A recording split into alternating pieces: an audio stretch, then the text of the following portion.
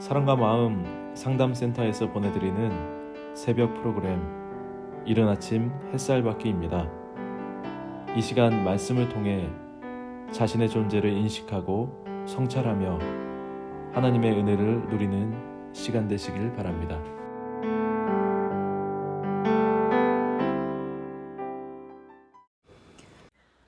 여러분 안녕하세요.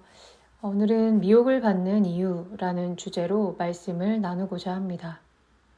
본문 말씀은 야고보서 1장 14절에서 15절 말씀입니다. 오직 각 사람이 시험을 받는 것은 자기 욕심에 끌려 미혹됨이니 욕심이 잉태한 즉 죄를 낳고 죄가 장성한 즉 사망을 낳느니라. 오늘 본문에서 야고보는 로마 전역에 흩어져 사는 12지파에게 문안 인사를 하며 온전한 신앙생활을 하기 위한 신앙의 지침을 전하고 있습니다. 그 중에서도 오늘 살펴볼 본문에서는 시험을 받는 자들이 취해야 할 자세와 시험의 궁극적인 이유에 대해 이야기합니다. 본문에서 야고보는 각 사람이 시험을 받는 이유를 설명하고 있는데요. 그 이유는 다름 아닌 자기 욕심에 끌려 미혹되기 때문이라고 말하고 있습니다. 여기서 미혹은 사전적으로 무엇에 홀려서 정신을 차리지 못하는 것, 정신이 헷갈려서 갈팡질팡하는 것을 의미합니다. 즉 하나님이 사람에게 시험을 주시는 이유는 욕심 때문에 무언가에 홀린 듯이 정신을 못 차리고 있기 때문이라는 것입니다. 쉽게 말해 자기 욕심 때문에 자신이 하고 있는 말과 행동이 무엇인지도 모르며 어떤 삶을 살고 있는지 정신을 못 차리고 있기 때문에 이를 깨우치기 위해서 삶에 시험을 주신다는 것입니다.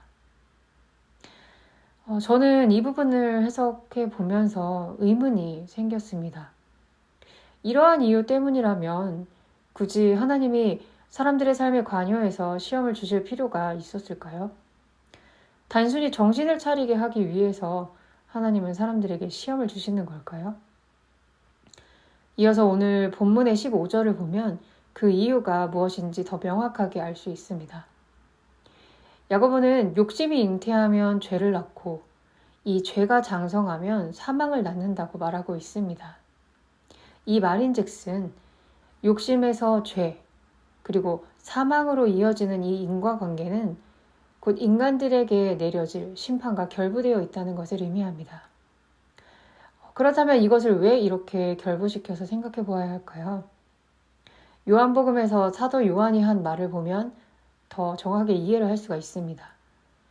사도 바울은 요한복음 16장 9절에서 죄에 대해 이렇게 말하고 있습니다.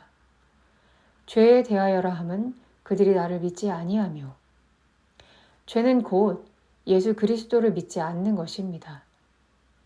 예수 그리스도를 믿지 않는 것은 곧 하나님을 믿지 않는 것이며 이는 구원받지 못하게 되는 결과를 가져옵니다. 하나님은 하나님의 자녀로 택한 자들이 이러한 죄를 범하고 있다면 이들을 돌이키기 위해서 수단과 방법을 가리지 않으실 것입니다. 어떠한 방법을 동원해서라도 이들이 미혹에서 벗어나 죄짓지 않고 예수 그리스도를 통해 믿음의 의로 하나님을 만날 수 있도록 인도하실 것입니다. 오늘 본문의 핵심은 지금 말씀드린 이것입니다. 그러나 우리가 이 본문의 핵심을 우리 마음에 적용시키기 위해서는 서두에 말씀드린 인간이 욕심에 이끌려 미혹된다는 말의 의미를 더 세부적으로 우리 자신에게 적용시키고 해석해 볼 필요가 있습니다. 미혹은 다름 아닌 자기 자신의 욕심 때문이라고 말씀을 드렸습니다. 사람들을 미혹해 하는 주체는 인간의 욕심이기도 하지만 이러한 인간의 마음에 가득한 욕심을 이용하며 다스리는 다른 영적 존재입니다. 눈에 보이지 않는 이 영적 존재는 자기 자신만을 위해 살아가는 인간이 지닌 이 본성을 치밀하게 이용하여 육신의 정욕, 안목의 정욕, 이생의 자랑을 위해 살도록 부추깁니다. 미혹이라고 하면 뭔가 대단하고 엄청난 일들이라고 생각할 수 있지만 이렇게 영적 존재에게 미혹되는 실체는 우리의 삶 속에서도 너무나 쉽게 발견을 할 수가 있습니다. 제 경우를 보면 마음에 원하는 것이 뭔가 내 마음대로 되지 않고 채워지지 않을 때 가까운 사람들에게 불평, 불만을 쏟아내고 지난날에 받아온 것들은 생각하지 못하는 것들을 보게 됩니다.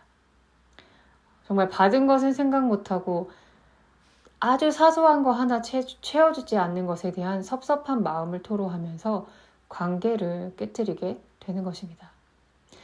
그러면서 알량한 나의 의를 내세우며 내가 해온 것들이 얼마나 대단한 것이었나를 강요하고 인정받기를 원합니다. 정말 이런 제 자신을 보고 있노라면 한심스럽기 짝이 없고 어떻게 인간이 이럴 수 있나 싶기도 합니다. 어쩌면 이렇게 끊임없이 나만을 위해 상대를 이용하고 그들이 준 사랑은 헌시짝 버리듯이 버릴 수 있는지, 인간이란 존재가 정말 이렇게 형편없는 것인지 이런 제 자신이 부끄러워질 때가 있습니다. 이러한 것들이 바로 우리의 삶 속에서 드러나는 미혹의 실체입니다. 내 마음의 욕심에 끌려 미혹되는 것이 곧 다른 영의 지배를 받는 증거이며 다른 영들은 이렇게 마음을 어둡게 만들어 예수를 믿지 못하게 하고 참 하나님을 만나지 못하게 합니다.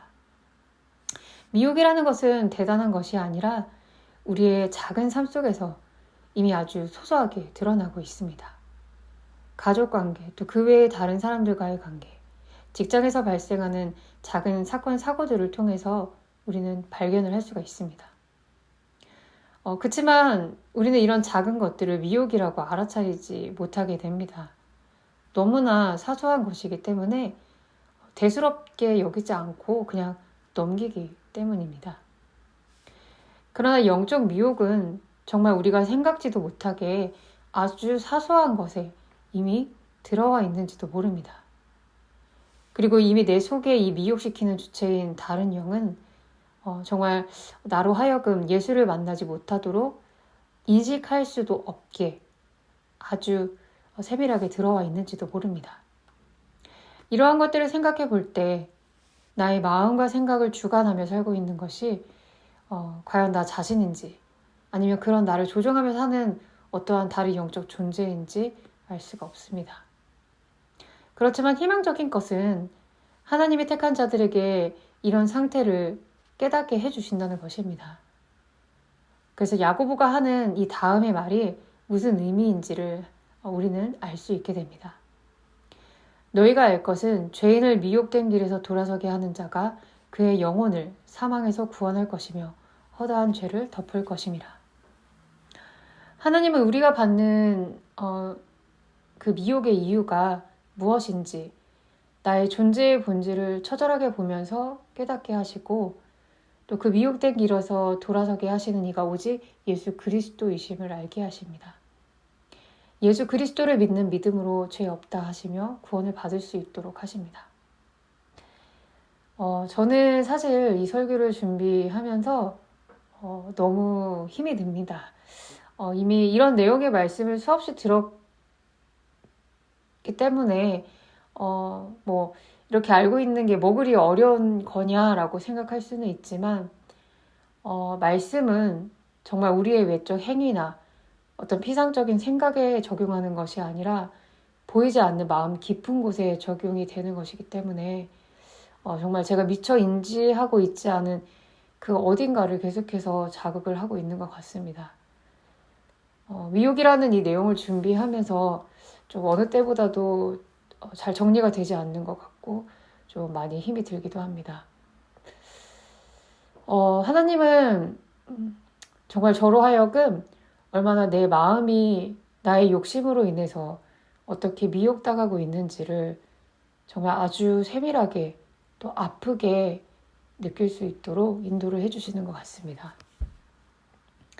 사랑과 마음 상담센터 성김이 여러분, 우리가 미혹을 받는 이유는 다름이 아니라 바로 십자가에 못 박아 죽이지 못한 내 마음의 정욕과 탐심 때문입니다.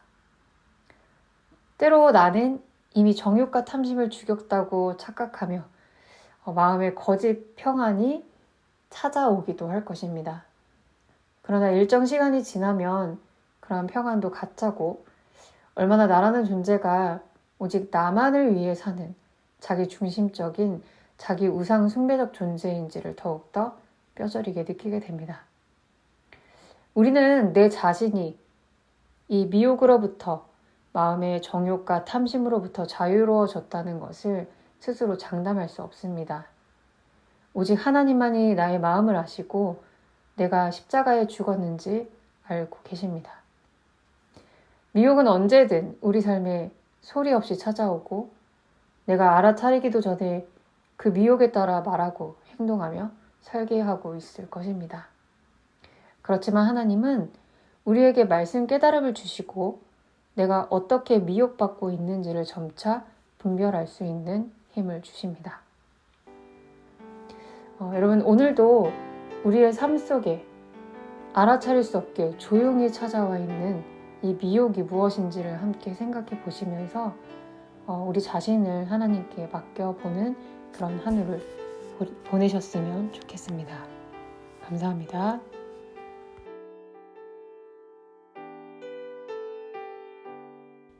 지금까지 사랑과 마음 상담센터에서 보내드린 새벽 프로그램 이른 아침 햇살받기였습니다.